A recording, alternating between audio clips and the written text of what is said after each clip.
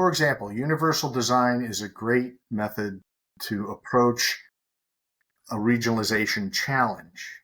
If we think about the precepts of what universal design stands for. For those who aren't familiar, universal design actually started in architecture.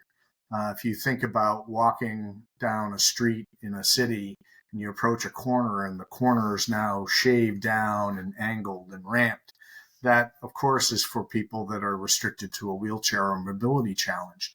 But in fact, everyone likes them. Why? Because they're easier to use. It's easier to step off onto the street. There's less of a hurdle when you're walking. Water doesn't collect the same way. So universal design started as an effort to make architectural elements accessible to more and more people. Well, the Center for Assisted Special Technology, CAST, implemented a framework for universal design and learning. And simply put, universal design is about providing information accessible in a variety of ways.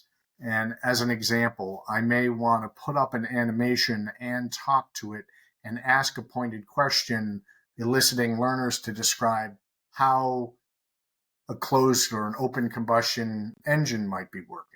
And some of the people will resonate looking at the animation and you're talking through the process as the engine operates. Others might enjoy reading it. And so what we want to do is provide a seamless experience that is accessible, not just for those with different capabilities within the virtual classroom, but different cultures and cultural perspectives and regional perspectives.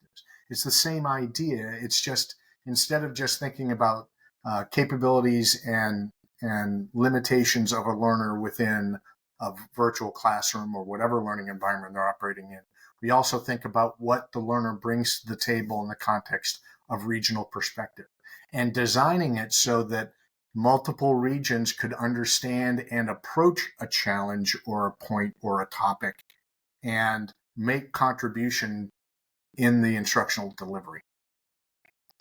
It sounds complicated, but in reality, it is fairly straightforward to do. If we build case studies or student exercises or activities that force, for example, inter-region collaboration, the learners will engage in that task and make the learning environment do what they need it to do so that they can collaborate effectively for the deliverable within the instruction.